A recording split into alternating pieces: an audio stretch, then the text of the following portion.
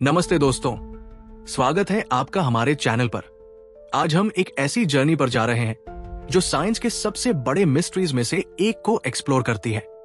अर्थ पर पहला life form और उसका एवोल्यूशन। सोचिए, एक छोटा सा सिंगल सेल ऑर्गेनिज्म जो बिलियन साल पहले एग्जिस्ट करता था, वो कैसे इवॉल्व होकर आज के कॉम्प्लेक्स इंसानों तक पहुंचा। इस वीडियो में हम इस फैसिनेटिंग सफर को स्टेप बाय स्टेप समझेंगे। हम बात करेंगे फॉसिल्स, साइंटिफिक डिस्कवरीज और एवोल्यूशन के इनक्रेडिबल माइलस्टोन्स की। तो अगर आप साइंस, हिस्ट्री और एवोल्यूशन के फैन हैं, तो ये वीडियो आपके लिए है। लाइक, शेयर और सब्सक्राइब करना न भूलें और बेल आइकन जरूर दबाएं ताकि आपको हमारे नए वीडियोस की अपडेट मिले। चलिए शुरू करते हैं। सेक्शन 1, अर्थ पर पहला लाइफ फॉर्म। तो सबसे पहले सवाल, अर्थ पर पहला लाइफ फॉर्म कब और कैसे बना? साइंटिस्ट के मुताबिक अर्थ लगभग 4.5 बिलियन साल पहले बनी थी। ये एक बहुत लंबा प्रोसेस था। बिग बैंग के बाद लगभग 13.8 बिलियन साल पहले यूनिवर्स का जन्म हुआ। फिर 4.6 बिलियन साल पहले हमारा सोलर सिस्टम बना, एक नेबुला जो गैस और डस्ट का क्लाउड था। उसने ग्रेविटी के अंदर कोलैप्स करके सूरज और प्लैनेट्स बनाए। अर्थ भी इसी प्रोसेस का हिस्सा थी। शुरुआत में अर्थ एक गर्म पिघला हुआ गोला था। टेम्परेचर्स 1200 डिग्री सेल्सियस से भी ज्यादा थे। इस वक्त अर्थ पर लाइफ के लिए कोई कंडीशंस नहीं थी। न पानी था, न एटमॉस्फेयर और न ही ठंडी जमीन। लेकिन धीरे धीरे जैसे अर्थ ठंडा हुआ, इसकी सरफेस पर एक सॉलिड क्रस्ट बनी। वोल्केनो से निकली गैसेस जैसे कार्बन डाइऑक्साइड, मीथेन और वाटर वेपर ने एक प्रिमिटिव एटमॉस्फेयर बनाया। ये एटमॉस्फेयर टॉक्सिक था। ऑक्सीजन बिल्कुल नहीं था, बल्कि मीथेन और अमोनिया जैसे गैसेस थे। अब एक इंपॉर्टेंट चीज, पानी का आना। साइंटिस्ट्स के मुताबिक अर्थ पर पानी शायद कॉमेट्स और एस्टेरॉइड्स के जरिए आया। ये आइसी बॉडीज जब अर्थ से टकराए तो पानी छोड़ गए। फॉसिल्स के रिकॉर्ड्स के हिसाब से अर्थ पर ओशंस लगभग 4.4 बिलियन साल पहले बन चुके थे। ये ओशंस एक केमिकल सूप की तरह थे, जहां सिंपल ऑर्गेनिक मॉलिक्यूल्स जैसे अमीनो एसिड्स बनने लगे। लेकिन पहला लाइफ फॉर्म कैसे बना? फॉसिल्स के रिकॉर्ड्स बताते हैं कि अर्थ पर पहला लाइफ फॉर्म लगभग 3.5 बिलियन साल पहले एग्जिस्ट करता था। ये सिंपल सिंगल सेल ऑर्गेनिजम्स थे, शायद बैक्टीरिया जैसे, जिन्हें हम साइनोबैक्टीरिया कहते हैं। सबसे पुराने फॉसिल्स जो हमें मिले हैं वो स्ट्रोमेटोलाइट्स के हैं। ये स्ट्रक्चर्स साइनोबैक्टीरिया ने बनाए थे और ये फॉसिल्स ऑस्ट्रेलिया के पिलबारा रीजन और ग्रीनलैंड में मिले हैं। स्ट्रोमेटोलाइट्स आज भी कुछ जगह पर एग्जिस्ट करते हैं, जैसे शार्क बे, ऑस्ट्रेलिया में। ये बैक्टीरिया केमिकल से एनर्जी बनाते थे। इस प्रोसेस को केमोसिंथेसिस कहते हैं। फॉर एग्जाम्पल, ये सल्फर, आयरन या मीथेन जैसे केमिकल्स का यूज करते थे। इस वक्त अर्थ का एटमॉस्फेयर एनारोबिक था, मतलब ऑक्सीजन फ्री। ये बैक्टीरिया ऑक्सीजन के बिना सर्वाइव कर सकते थे और इन्होंने लाइफ के एवोल्यूशन का फाउंडेशन रखा। लेकिन ये सिर्फ शुरुआत थी।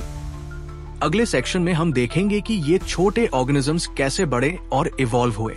सेक्शन 2, फोटोसिंथेसिस और ऑक्सीजन का जन्म।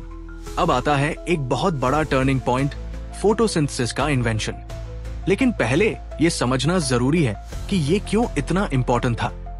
शुरुआत में अर्थ के ऑर्गेनिजम्स केमिकल से एनर्जी बनाते थे, जैसे सल्फर या आयरन से। लेकिन ये प्रोसेस स्लो था और लिमिटेड था। लगभग 3 बिलियन साल पहले साइनोबैक्टीरिया ने एक नई टेक्निक डेवलप की, सनलाइट का यूज करके एनर्जी बनाने का तरीका, जिसे फोटोसिंथेसिस कहते हैं। इस प्रोसेस में वो कार्बन डाइऑक्साइड और पानी को यूज करके ग्लूकोज बनाते थे, जो उनका फूड था, और साथ ही ऑक्सीजन रिलीज करते थे। ये ऑक्सीजन अर्थ के एटमॉस्फेयर में जमा होने लगा। इस इवेंट को ग्रेट ऑक्सीजनेशन इवेंट कहते हैं, जो लगभग 2.4 बिलियन साल पहले हुआ। ये एक रेवोल्यूशनरी चेंज था। पहले अर्थ का एटमॉस्फेयर एनारोबिक था, मतलब ऑक्सीजन नहीं था। लेकिन जब ऑक्सीजन बढ़ा तो ये टॉक्सिक था उन ऑर्गेनिजम्स के लिए जो ऑक्सीजन के बिना सर्वाइव करते थे। इस वजह से बहुत सारे एनारोबिक ऑर्गेनिजम्स एक्सटिंक्ट हो गए। लेकिन ये एक्सटिंक्शन एक नई शुरुआत का मौका भी था। कुछ ऑर्गेनिजम्स इवॉल्व हुए जो ऑक्सीजन का यूज कर सकते थे। इन्हें एरोबिक ऑर्गेनिजम्स कहते हैं। ऑक्सीजन की वजह से एनर्जी प्रोडक्शन ज्यादा एफिशिएंट हुई। एरोबिक रेस्पिरेशन से सेल्स को 18 टाइम्स ज्यादा एनर्जी मिलती है कंपेयर टू एनारोबिक रेस्पिरेशन। इसने लाइफ फॉर्म्स को बड़ा और कॉम्प्लेक्स बनने का मौका दिया। ग्रेट ऑक्सीजनेशन इवेंट के और भी इफेक्ट्स थे। ऑक्सीजन ने एटमॉस्फेयर में ओजोन लेयर बनाई, जो सूरज की हार्मफुल यूवी रेस से प्रोटेक्शन देती है। इस प्रोटेक्शन की वजह से लाइफ फॉर्म्स ओशंस से बाहर निकलकर लैंड पर आने लगे। लेकिन यह प्रोसेस बहुत स्लो था, बिलियंस साल लगने वाले। ऑक्सीजन के लेवल्स धीरे धीरे बढ़े और लाइफ फॉर्म्स नए एनवायरमेंट्स में अडेप्ट होते गए। इस ऑक्सीजन रेवोल्यूशन ने एवोल्यूशन के अगले फेज का रास्ता खोला, मल्टीसेल्युलर लाइफ का जन्म। सेक्शन 3, मल्टीसेल्युलर लाइफ और कैम्ब्रियन एक्सप्लोजन। अब अगला स्टेप, मल्टीसेल्युलर लाइफ का आना। फॉसिल से पता चलता है कि मल्टीसेल्युलर ऑर्गेनिजम्स लगभग 1 बिलियन साल पहले शुरू हुए। ये एक बड़ा लीप था। पहले सिंगल सेल ऑर्गेनिजम्स अकेले काम करते थे, लेकिन अब सेल्स एक दूसरे के साथ कोऑपरेट करने लगे। फॉर एग्जाम्पल, एक ग्रुप ऑफ सेल्स अलग अलग काम करता था, कुछ फूड बनाते, कुछ प्रोटेक्शन देते। इससे लाइफ फॉर्म्स ज्यादा कॉम्प्लेक्स बनने लगे। सबसे पहले मल्टीसेल्युलर लाइफ ओशंस में ही बनी। ये ऑर्गेनिजम्स सॉफ्ट बॉडीड थे, जैसे स्पंजेस और जेलीफिश। फॉसिल्स जैसे एडियाक्रन बायोटा, जो 600 मिलियन साल पहले के हैं, हमें ये बताते हैं कि ये ऑर्गेनिजम्स काफी सिंपल थे, लेकिन इनमें डाइवर्सिटी थी। लेकिन असली रेवोल्यूशन तब आई जब कैम्ब्रियन एक्सप्लोजन हुआ। कैम्ब्रियन एक्सप्लोजन एक ऐसा टाइम पीरियड था, लगभग 541 मिलियन साल पहले, जहां एकदम से बहुत सारे नए स्पीशीज इवॉल्व हुए। ये एक एवोल्यूशनरी बूम था। इस दौरान ओशंस में नए क्रीचर्स दिखने लगे, जैसे ट्रिलोबाइट्स, जो क्रैब जैसे दिखने वाले क्रीचर्स थे, जेलीफिश और अर्ली फिश जैसे ऑर्गेनिजम्स। फॉसिल्स जो हमें कैम्ब्रियन पीरियड के मिलते हैं, जैसे बर्गेस शेल फॉसिल्स कैन में, बहुत डिटेल्ड है और हमें बताते हैं कि लाइफ फॉर्म्स कितने डाइवर्स हो चुके थे। साइंटिस्ट्स के मुताबिक कैम्ब्रियन एक्सप्लोजन की कई वजह थी। पहली, ऑक्सीजन लेवल्स का बढ़ना, जो कॉम्प्लेक्स लाइफ फॉर्म्स के लिए जरूरी था। दूसरी, ओशंस में न्यूट्रिएंट्स का परफेक्ट बैलेंस, जैसे कैल्शियम, जो शेल्स और स्केलेटन्स बनाने के लिए जरूरी था। तीसरी, जेनेटिक म्यूटेशंस और कंपटीशन, जो एवोल्यूशन को स्पीड अप करते हैं। इस दौरान लाइफ फॉर्म्स में स्पेशलाइजेशन आया। कुछ प्रेडेटर्स बने, जैसे एनोमैलोकरीज, जो उस टाइम का सबसे बड़ा प्रेडेटर था, और कुछ प्रे। ये कंपटीशन ने एवोल्यूशन को और तेज किया। कैम्ब्रियन एक्सप्लोजन के बाद लाइफ फॉर्म्स और भी इवॉल्व हुए। धीरे धीरे ये सी क्रीचर्स लैंड पर आने लगे। पहले प्लांट्स इवॉल्व हुए लगभग 470 मिलियन साल पहले, जो मॉस जैसे सिंपल प्लांट्स थे। फिर आए एम्फिबियंस, जैसे तिक्तालिक, एक ऐसा फॉसिल जो फिश और लैंड एनिमल के बीच का लिंक है।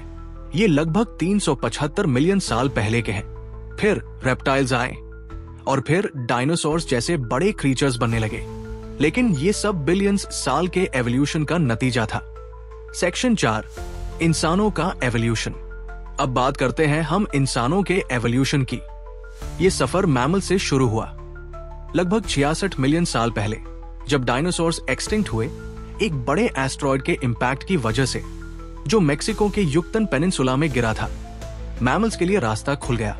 ये event Cretaceous Paleogene extinction event के नाम से जाना जाता है। इसके बाद मैमल्स इवॉल्व हुए और डाइवर्सिफाई करने लगे। लगभग 55 मिलियन साल पहले अर्ली प्राइमेट्स बनने लगे। ये छोटे मंकी जैसे क्रीचर्स थे जो ट्रीज पर रहते थे। इनका दिमाग बड़ा था और ये अपने हैंड्स का यूज टूल्स के लिए कर सकते थे। फिर लगभग 6 मिलियन साल पहले एक स्पीशीज बनी जो हमारे डायरेक्ट एंसेस्टर थी, ऑस्ट्रेलोपिथेकस। इसका फेमस फॉसिल लूसी के नाम से जाना जाता है, जो एथियोपिया में मिला था और 3.2 मिलियन साल पुराना है। लूसी के फॉसिल से पता चलता है कि ये स्पीशीज दोनों पैरों पर चलने लगी थी। ये बाइपेडलिज्म एक बड़ा स्टेप था।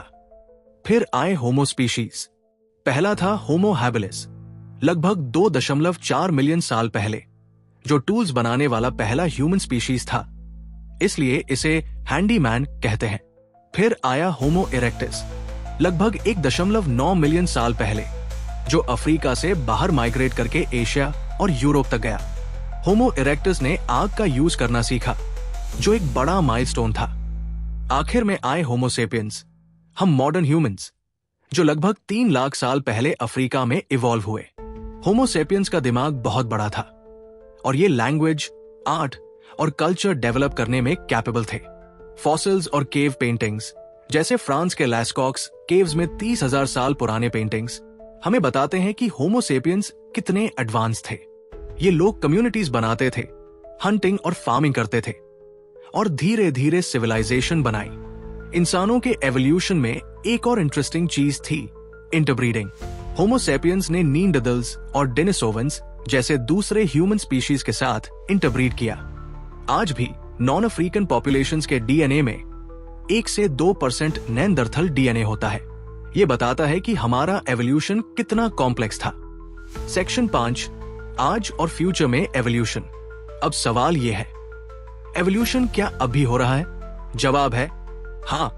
आज हम बायोलॉजिकल एवोल्यूशन के साथ साथ कल्चरल और टेक्नोलॉजिकल एवोल्यूशन भी देख रहे हैं। फॉर एग्जाम्पल, लैक्टोज टॉलरेंस, जो मिल्क डाइजेस्ट करने की एबिलिटी है, ये एक रीसेंट एवोल्यूशनरी चेंज है जो लगभग 10,000 साल पहले फार्मिंग के टाइम डेवलप हुआ।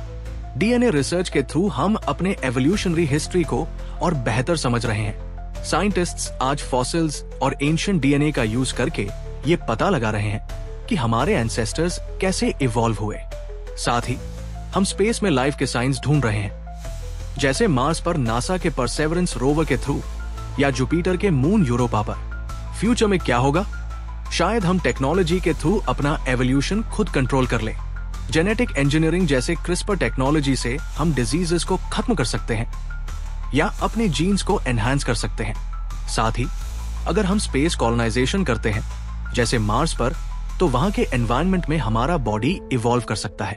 फॉर एग्जाम्पल, कम ग्रेविटी की वजह से हमारी बोन्स और मसल्स अलग तरीके से डेवलप हो सकते हैं। ये सोच कितनी एक्साइटिंग है ना? तो दोस्तों, ये थी कहानी अर्थ पर पहले लाइफ फॉर्म से लेकर इंसानों तक के एवोल्यूशन की।